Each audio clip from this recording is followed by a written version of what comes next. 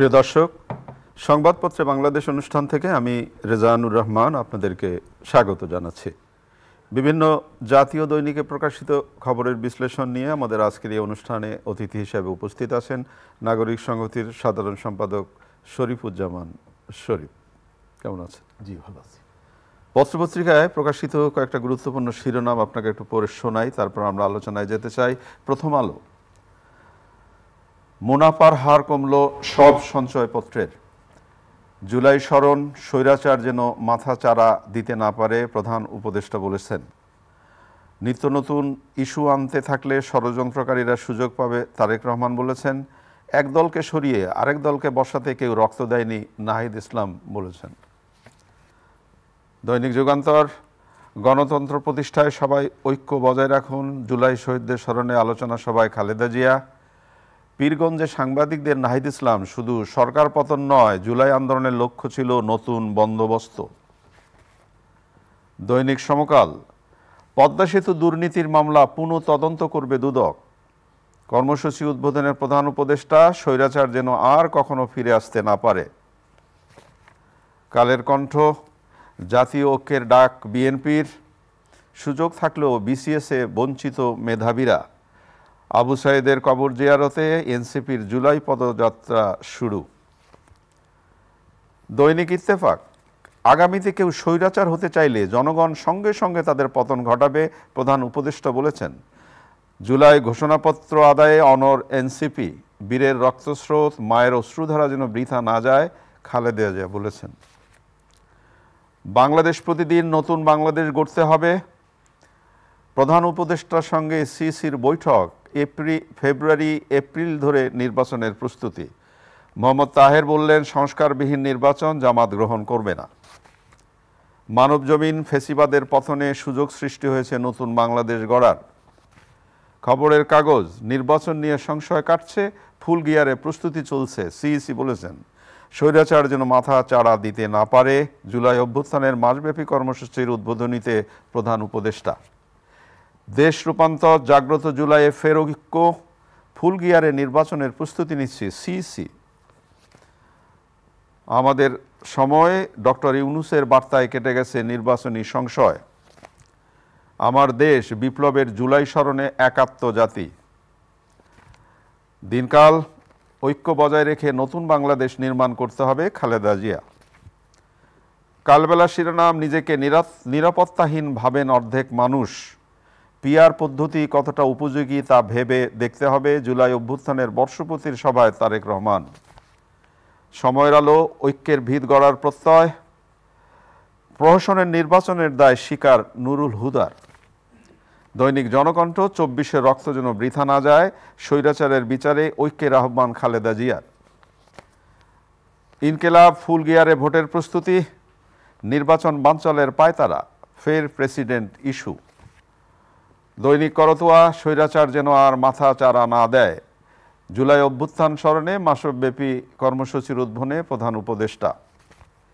রূপালী বাংলাদেশ, জয়ের আশীর্বাদে 5 পয়সার চাঁদাবাজি, কোটা নেই আবার কোটা আছে, জুলাই অভ্যুত্থানের বর্ষপূর্তি। আলোকিত বাংলাদেশ, ঐক্য বজায় রাখার ডাক খালেদা জিয়ার, সরকারের রক্তচক্ষু উপেক্ষা করে সেদিন সড়কে নামেন শিক্ষার্থীরা। আপনি শিরোনাম শুনলেন, অনেক নানা ধরনের শিরোনাম। মাননীয় প্রধান উপদেষ্টার বক্তব্য দিয়ে আলোচনাটা শুরু করি। জুলাই গণঅভ্যুত্থানের বর্ষপূর্তি উপলক্ষে মাসব্যাপী কর্মসূচির উদ্বোধনকালে তিনি বলেছেন, স্বৈরাচার যেন মাথা চারা দিতে না পারে, সে ব্যাপারে আমাদের সচেষ্ট থাকতে হবে। আপনাকে ধন্যবাদ, দর্শক শ্রোতাদেরকে ধন্যবাদ। মূল আলোচনার বিষয়টা হচ্ছে জুলাই। গত বছর যে জুলাইটা এসেছিল, সেই জুলাইটা ছিল প্রতিরোধের জুলাই, পরিবর্তনের জুলাই। এবং আজকে এসে সেই জুলাইটাকে আপনি যখন ফ্রেমে ফেলে আলোচনা করবেন, আজকের জুলাইটা আমি দেখি গত বছরের জুলাইয়ের থেকে অনেকটা ম্লান, অনেকটা ম্রিয়মান। তাই, এবং এক বছরের মাথায় জুলাইকে আমি এসে দেখি অনেকটা রিজু হয়ে পড়েছে। তার কারণ হলো, গত বছরের যে জুলাই, সেই জুলাই ছিল একটা দানবীয় শাসনের বিরুদ্ধে বাংলাদেশের মানুষের পুঞ্জীভূত ক্ষোভের বহিঃপ্রকাশ। বাংলাদেশের মানুষ একটা সরকারকে বিদায় করেছিল, যে সরকারটা দেশের প্রধান বিচারপতিকে রাতের বেলায় পালিয়ে যেতে বাধ্য করেছিল, সেই সরকারটাকে বিদায় করেছিল, যে সরকারের প্রধানমন্ত্রী তিনি গর্বের সঙ্গে বলেছেন যে তার কাজের লোক দুর্নীতি করে 500 কোটি টাকার মালিক হয়েছে। 400 কোটি টাকা। যে সরকার ভোটের আগের দিন রাতে মানুষের ভোটাধিকার কেড়ে নিত, যে সরকার অসংখ্য ভিন্ন মতাবলম্বীকে গ্রেপ্তার করে আয়নাঘর নামে বায়নাঘর নামে নানা জায়গায় গুম করতে এবং তাদের অনেকেই ফিরে আসেনি, যে সরকার দেশের শীর্ষ মাদক কারবারিকে প্রথমে এমপি বানিয়েছে, পরে বিতর্কের মুখে তাকে সরিয়ে রেখে তার স্ত্রীকে এমপি বানিয়েছে, সেই ধরনের একটা সরকারকে মানুষ বিদায় করেছিল। তবে বিদায় হওয়ার আগে এবং বিদায় হওয়ার পরে তারা কতগুলো শঙ্কার কথা বলেছিল, সেই শঙ্কাগুলো আমরা অনেকগুলো শঙ্কা আমার কাছে এখন দেখতে পাচ্ছি, স্পষ্ট হচ্ছে। সেই শঙ্কার একটা জায়গা ছিল যে বাংলাদেশের ইতিহাস ঐতিহ্যের বিভিন্নগুলো জায়গাগুলোতে আঘাত করা হবে, সেই আঘাতটা আমরা দেখতে পাচ্ছি। তবে মজার ব্যাপার হচ্ছে এই যে দুষ্কর্মগুলো যারা করত, যে সরকারটা বিদায় হয়েছে, তারা যারা মাথা চাড়া দিয়ে উঠে এই ধরনের সব কিছুকে পেছনে নিয়ে যাবে, যাওয়ার চেষ্টা করবে, এই ভয়টা দেখালেও সেটিকে প্রশমিত করার কোনো পদক্ষেপ না নিয়ে বরং মানুষ যাতে এক ধরনের বাধ্য হয়ে ওই দিকে অগ্রসর হয় সেই ধরনের পদক্ষেপগুলো নিয়েছে। এবং এটি ছিল এক ধরনের ধোঁকাবাজি। আপনি একটা কিশোর ছেলে সারাদিন বাইরে বখাটেপনা করছে, রাতের বেলায় বাসায় ফিরে ভাত খাচ্ছে, মায়ের সাথে মিষ্টি মিষ্টি কথা বলছে, বোনের পড়াশুনো হচ্ছে কিনা খবর নিচ্ছে, কিন্তু সকাল ঘুম থেকে উঠে সে ওই মহল্লার সমস্ত অপরাধমূলক কাজের সাথে যুক্ত। সরকার, আগের যে সরকারটা, তার নেচারটা ছিল এরকম।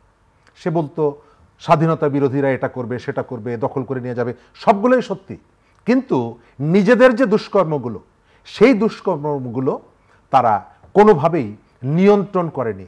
শেয়ার মার্কেট থেকে 2 দফায় কয়েক হাজার কোটি টাকা যে লোকটা লুট করে নিয়ে গেল, 15 বছর সেই লোকটা প্রধানমন্ত্রীর পাশে।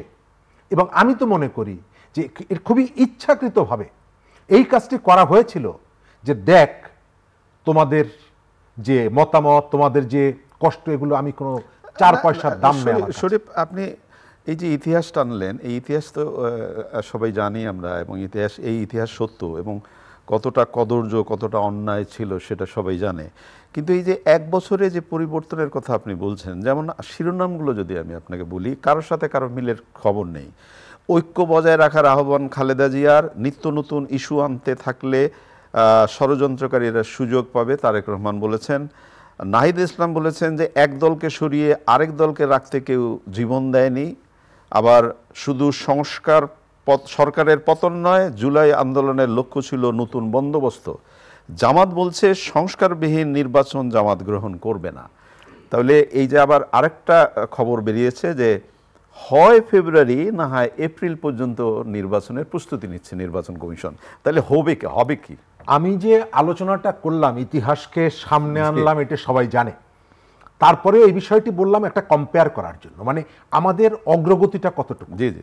আজকে আপনি সমকালে একটা ইন্টারভিউ আছে ফরহাদ মাঝহারের, জি, এবং তিনি হেডিংটুকু যেটুকু পড়েছি, মনে হচ্ছে যে তিনি বলছেন যে এটা গণ অভ্যুত্থান না, এটা এখন যে অবস্থায় এসে দাঁড়িয়েছে আমেরিকার সহায়তায় রেজিম চেঞ্জ, অনেকটা সেরকম। আচ্ছা, তো 1 বছরের আমাদের অর্জনটা কি? 1 বছরের অর্জনটা হচ্ছে প্রথমত যারা বিদায় নিয়েছে, যারা পালিয়েছে, তাদের মধ্যে কোনো আত্মশুদ্ধি আসেনি, আত্ম উপলব্ধি আসেনি এখন পর্যন্ত। গতকালকে তারা নতুন থিওরি বাজারে নিয়ে এসেছে যে এটি ছিল, আগে বলেছে এতদিন জঙ্গি হামলা, এখন তার সাথে যুক্ত করেছে এটি নাকি ছিল দাঙ্গা। অর্থাৎ এই পরিবর্তন যারা চেয়েছে তারা সবাই ছিল দাঙ্গাবাজ। এর ভেতর থেকে আপনি বুঝতে পারছেন তাদের মনস্তাত্ত্বিক জায়গাটা।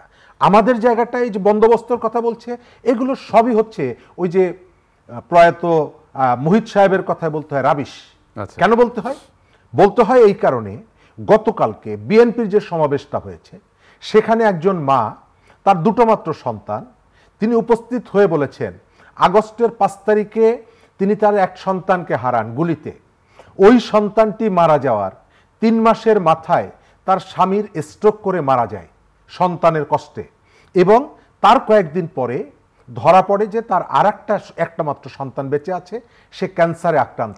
তিনি সার্জিস এবং হাসনাতকে নিজের ভাষায় বলেছেন, আমি শতবার তাদেরকে ফোন করি, ধরেনি, তারা ফোন ধরেন না, সরকার আমাদের কোনো ধরনের সহযোগিতা করেন না, আপনার অর্জনের জায়গাটা হচ্ছে এটার তারা নাম দিয়েছে নতুন বন্দোবস্ত। বাংলাদেশের জুলাই অভ্যুত্থানে অসংখ্য মানুষ মৃত্যুবরণ করেছে, যাদের লাশটা, মরদেহটা বাড়িতে নিয়ে যাওয়ার মতন আর্থিক সামর্থ্য ছিল না। তারা স্বজনের কাছ থেকে, প্রতিবেশীদের কাছ থেকে ভিক্ষা করে টাকা সংগ্রহ করে সেই লাশ বাড়িতে নিয়ে গেছে। ওই পরিবারটির গত 1 বছরে তার ভাগ্যের কোনো পরিবর্তন হয়নি। আমাদের এই অনুষ্ঠান যারা দেখছেন গণ অভ্যুত্থানের পক্ষে ছিলেন, গত 1 বছরে তাদের আয় বাড়েনি, কিন্তু এই গণ অভ্যুত্থানের সাথে, গণ অভ্যুত্থান শুরু হওয়ার আগে যাদের 10,000 টাকা ইনকাম ছিল, বাড়িতে একটা ভাঙা ঘর ছিল, তারা এখন কোটি কোটি টাকার গাড়িতে চড়েন। তাদের একটা গায়ের দেওয়া পাঞ্জাবির দাম 8 থেকে 9,000 10,000 টাকা, এবং এইটাকে নতুন মোড়ক দিয়ে এরা বাইরে নিয়ে এসেছেন তথাকথিত নয়া বন্দোবস্তর নামে। আমি এই কথাগুলো যারা বলেন, আমি তাদের এক্সপেকটেশনের সাথে একমত। আমি মনে করি যে বাংলাদেশের দুষ্ট যে রাজনীতি, গত 55 বছরে আমাদের এখানে যে দুষ্ট রাজনীতির বিকাশ ঘটেছে, এটার আমরা বিনাশ চেয়েছি, এখনো আমরা বিনাশ চাই। কিন্তু সমস্যা হচ্ছে যারা এই কথাগুলো বলে, যারা নতুন পথের সন্ধান দেয়, তাদের প্রত্যেকের বিরুদ্ধে শত কোটি টাকার দুর্নীতির অভিযোগ উঠছে। তদন্ত হচ্ছে না, ধামাচাপা দেওয়া হচ্ছে। সরকার, রাষ্ট্র মানুষের সাথে ধোঁকাবাজি করছে। যে ধোঁকাবাজিটা, যাদেরকে আমরা বিদায় করেছি, তারা বাধ্য হয়েছিলেন পালিয়ে যেতে, তারা যে ধোঁকাবাজিগুলো করত। আপনি পরিবর্তন মানে শুধুমাত্র মুখের পরিবর্তন তো না, আপনার কৃষ্টিতে, আপনার কালচারের মধ্যে। আমরা নিজেরাই তো একজন হিপোক্রেট। আমরা হিপোক্রেট না? আপনি গত 15 বছর যে অভিযোগগুলো তুলেছেন, তার একটা বড় অভিযোগ ছিল বিনা বিচারে হত্যাকাণ্ড। আজকে আপনি একজন মানুষকে পেলে আপনি তাকে পিটিয়ে মেরে ফেলছেন। Mob justice, mob violence. এবং রাষ্ট্র তার পক্ষে, রাষ্ট্রের গুরুত্বপূর্ণ জায়গা থেকে তার পক্ষে সাফাই গাওয়া হচ্ছে। আমি স্বীকার করি, এই যে মানুষগুলোকে পেটানো হচ্ছে, তার একটা বিরাট অংশ গত 15 বছরে অবৈধভাবে নানা রকমের সুযোগ সুবিধা নিয়েছেন এবং ক্ষমতার অপব্যবহার করেছেন। একজন ব্যক্তির সঙ্গে যখন অপরাধটা করে, তখন ব্যক্তির মধ্যে, ক্ষতিগ্রস্ত মানুষের মধ্যে কতগুলো জিদ, এটি স্বাভাবিক তৈরি হয়। কিন্তু রাষ্ট্র ওই জিদকে পুঁজি করে সে কেউকে মৃত্যুর দিকে ঠেলে দিতে পারে না। আপনি খেয়াল করবেন, কারো স্বজন যদি মারা যায়, সঙ্গে সঙ্গে আমরা কি দাবি তুলি?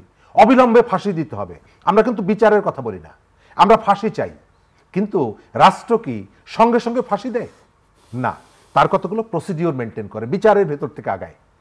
এই জায়গাটায় যে ক্ষোভটা আছে, এদের অনেকের বিরুদ্ধে নানা রকমের দুষ্কৃতিকারী, এর অনেকেই ভালো মানুষ, সবাই না, আবার কিছু নিরীহ মানুষও আছে।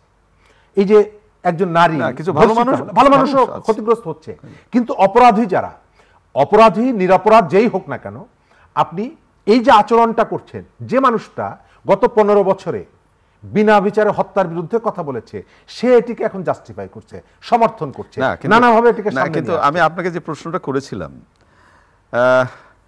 দেশের বাইরে আমরা আলোচনা হলো, আমরা বুঝলাম যে ফেব্রুয়ারিতে নির্বাচন হবে। এখন সিইসি বলছেন আমরা প্রস্তুত আছি ফেব্রুয়ারি না হলে এপ্রিল, তো এর মধ্যে নির্বাচন হবে। তার মানে একটা দোটানা তো আছে। কি হচ্ছে? একটা দোটানা না, বাংলাদেশকে ঘিরে নানা মহল এখানে সক্রিয়। আচ্ছা, নানা মহল সক্রিয়। আপনি ইনক্লাবের একটা বড় একটা নিউজ আছে, সেকেন্ড লিড তাদের, যে আবার নতুন করে একটা ষড়যন্ত্রের জাল বোনা হচ্ছে।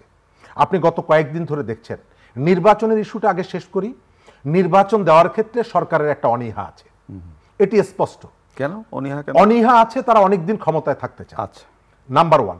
নাম্বার 2 হচ্ছে তারা একটা এই যে নয়া বন্দোবস্ত, তারপরে বিচার সংস্কার ইত্যাদির জন্য একেবারে সব কমপ্লিট করে আমরা নামবো, এই কথাগুলো যারা বলছে, তারা মূলত একটা ব্রিডিং স্পেস চায়। এখানে যদি 2 বছর তারা মাঠে কাজ করতে পারে, তাহলে সংগঠনটাকে গুছিয়ে নেওয়া সহজ হবে।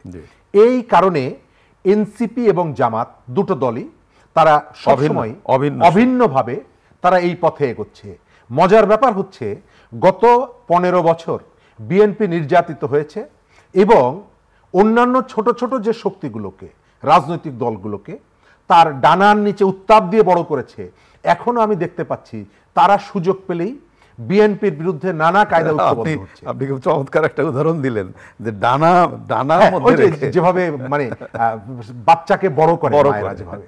বিএনপি অনেকের পক্ষে দাঁড়িয়েছে, বিএনপি ছুটে গেছে এদের যখন বিপদে পড়েছে, কিন্তু এখন দেখতে পাচ্ছি বিএনপি নির্দোষ, দুধ ধোয়া তুলসী পাতা, এটা আমি বলছি না। ভোলাতে গত দুদিন ধরে যে অপরাধের চিত্র আসছে বিএনপির কর্মীদের, এটা এরপরে বিএনপির নেতারা যেভাবে এসে আমাদের নানা রকমের প্রতিশ্রুতি দিচ্ছে তার সাথে এটা যায় না। তারপরেও আমি বলছি যে দলগুলোকে বিএনপি নানাভাবে সাহায্য সহযোগিতা করেছে তারা প্রত্যেকে এসে এখন বিএনপিকে সবল মারতে চায়। মির্জা আব্বাস গতকালকে একটা যথার্থ কথা বলেছে যে এরা সবাই ঐক্যবদ্ধ হয়েছে যাতে বিএনপিকে নির্বাচনের মধ্য দিয়ে ক্ষমতায় যেতে বাধা দেওয়া যায়। এটি তার একটা অ্যানালাইসিস। আমি অন্য অংশটায় আসি, নির্বাচনের বিষয়ে। নির্বাচন সরকার দিতে চায় না। কেন দিতে চায় না সেটা আমি বললাম। কোন কোন পদ্ধতিতে তারা অগ্রসর হচ্ছে আপনার খেয়াল আছে, লন্ডন ঘোষণার সময় দুই পক্ষ যখন বলল, আমাদের পররাষ্ট্র মানে প্রধান উপদেষ্টার বিশেষ দায়িত্বপ্রাপ্ত ডক্টর খলিলুর রহমান উনি বললেন যে আমরা ইলেকশন কমিশনকে বলে দিব। এখন পর্যন্ত সরকারের পক্ষ থেকে ইলেকশন কমিশনকে বলা হয়নি।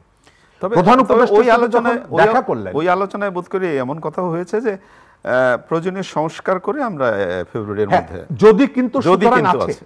যদিও বিএনপির নেতাকর্মীরা আমি অনেককেই দেখেছি তারা এখনো মনে করেন তারা একটা আশা নিয়ে বসে আছেন, মানুষ বাঁচে আশায়, দেশ বাঁচে ভালোবাসায়। এটা ভালো, কিন্তু আমার অবজারভেশন হচ্ছে যে সরকারের নির্বাচন দেওয়ার ক্ষেত্রে অনীহা আছে। সরকার কেউকে ওই যেটা বললাম ব্রিডিং স্পেস দিতে চায়। বাংলাদেশকে ঘিরে বহু রকমের এই যে নতুন যে আলোচনাটা এসেছে যে একটা নতুন ধরনের সরকার আসছে, পিয়ার পদ্ধতি না, যে রাষ্ট্রপতির জায়গায় পরিবর্তন হচ্ছে, অমুক জায়গায় পরিবর্তন হচ্ছে। আমি কিন্তু খুব পরিষ্কার দেখতে পাচ্ছি বাংলাদেশকে ঘিরে দেশ এবং দেশের বাইরের থেকে একটা চক্র অনবরতভাবে এখানে একটা অস্থিতিশীলতা তৈরি করতে চায়। এখন আপনি যদি কোনো একটা ঘোষণা দিয়ে একটা রাজনৈতিক দল বলে ফেললো যে সংবিধান বাতিল হয়ে গেল, নতুন সরকার, আমরা এইভাবে, এটাকে কোনো ঘোষণা না, আমি পরিষ্কার মনে করি এটা রাষ্ট্রদ্রোহ হবে। আপনি এই কাজটি করতে পারবেন না, করার সুযোগ অধিকার আপনার। অনেক ধন্যবাদ আপনাকে। পদ্মা সেতুর দুর্নীতি নিয়ে মামলা পুনরুজ্জীবিত হচ্ছে। সরকার অনেকগুলো জায়গায় তার এটি আওয়ামী লীগের যে রোগে পেয়েছিল যে দুর্নীতি বলতে বিএনপির দুর্নীতিকে ধরব, এই সরকারের মধ্যেও এই ধরনের একটা প্রবণতা আছে। পদ্মা সেতু নিয়ে প্রচুর আলোচনা হয়েছে। বিশ্বব্যাংক এখানে দুর্নীতি এবং বাংলাদেশের যারা এখন ক্ষমতায় আছেন তাদের অনেকের সাথে বিরুদ্ধে পদ্মা সেতু নির্মাণকালীন সময়ে একটা প্রচারণা ছিল যে তারা এখানে পদ্মা সেতু চান না এবং দুর্নীতি নিয়ে কথা বলেছেন। আমি দেখতে পাচ্ছি সেটিকে সরকার হয়তো এস্টাবলিশ করতে চায়। পদ্মা সেতু দুর্নীতি হয়নি, বাংলাদেশের কোনো বড় স্থাপনায় মেগা প্রকল্পের দুর্নীতি হয়নি, এটি আমি কখনোই মনে করি না। বাংলাদেশের বিভিন্ন জায়গায় দুর্নীতি হয়েছে এবং এই ঘটনাগুলো আসছে। আওয়ামী লীগ যেহেতু পাওয়ারে নাই সেই কারণে আসছে। আমি আপনাকে পরিষ্কার করে বলি, আজকে যারা ক্ষমতায় আছেন, ক্ষমতার থেকে চলে যাওয়ার পরেও তাদের বিরুদ্ধে অনেক দুর্নীতির অভিযোগ আসবে। ইতিমধ্যেই আসা শুরু হয়েছে। গাজীপুর সিটি কর্পোরেশনের সিও নিয়োগের ক্ষেত্রে 20 কোটি টাকা, অমুক জায়গায় এত কোটি টাকা, অমুক জায়গায় 200 কোটি টাকা, এখন কোটি টাকা কোনো ব্যাপার, এটা কোনো ব্যাপারই না। এবং সরকার এই জায়গাটা, আমি ওই কারণে বললাম, এই সরকারেরও ওই আওয়ামী লীগের রেখে যাওয়া রোগে পেয়েছে। তাদের কাছে দুর্নীতি মানেই হচ্ছে আওয়ামী লীগের দুর্নীতি। সরকার এখানে ধোঁকা দিচ্ছে। গত কয়েকদিন আগে আপনার মনে আছে নগদ নিয়ে একটা আলোচনা হলো না, যে সেখানকার কয়েকজন মানুষ মিলে 100 কোটি টাকার বেশি লোপাট করেছে। একজন পিএর স্ত্রীকে 1.5 লক্ষ টাকা বেতনে চাকরি দিয়েছে। আজ থেকে 32 দিন আগের ঘটনা, আমার পরিষ্কার মনে আছে। 32 দিন পার হয়ে গেছে। তারা বলেছিল আমরা তদন্ত কমিটি করছি, এখন পর্যন্ত সেই তদন্ত কমিটি হয় নাই, তার কোনো ফাইন্ডিংসও আমাদের মধ্যে নাই। আপনি সময় দিলে আমি 20টা ঘটনার উদাহরণ দিতে পারি। আমাদের এই যে ধোঁকাবাজিগুলো সরকার করছে, আমরা দুর্নীতি বন্ধ চাই, সেটি পদ্মা সেতুতে হোক, সেটি মেট্রো রেলে হোক, যে কোনো জায়গায় হোক, কিন্তু নিরপেক্ষ। আগের যে জায়গাগুলো ছিল, দুর্নীতিবাজ মানে হচ্ছে কেবল বিএনপিকে ধরা, আর এখনকার সরকারের মাথার মধ্যে আছে অপরাধী ধরা মানে হচ্ছে কেবল আওয়ামী লীগকে ধরতে হবে, এর বাইরে আর কোনো দুর্নীতিবাজ নেই, কোনো অপরাধী নেই। এটি যদি আপনি কন্টিনিউ করেন, ওই যে সকল নতুন বন্দোবস্তর কথা বলছেন, এগুলো সবই হচ্ছে ভেক। এবং এই ঘটনাগুলোর ভেতর থেকে জুলাইয়ের অভ্যুত্থানে যারা জীবন উৎসর্গ করেছে তাদেরকে প্রতিনিয়ত আপনি ছোট করছেন। আমরা সেটা চাই না, অবশ্যই আমরা অবশ্যই সেটা চাই না। অনেক ধন্যবাদ আপনাকে। প্রিয় দর্শক, আমাদের প্রিয় অতিথি যে কথাটি বললেন, মানুষ বাঁচে আশায়, দেশ বাঁচে ভালোবাসায়, এই ভালোবাসাটা খুবই জরুরি। ভালো থাকবেন। আগামীকাল নিশ্চয়ই সময় আবার কথা হবে। খোদা হাফেজ।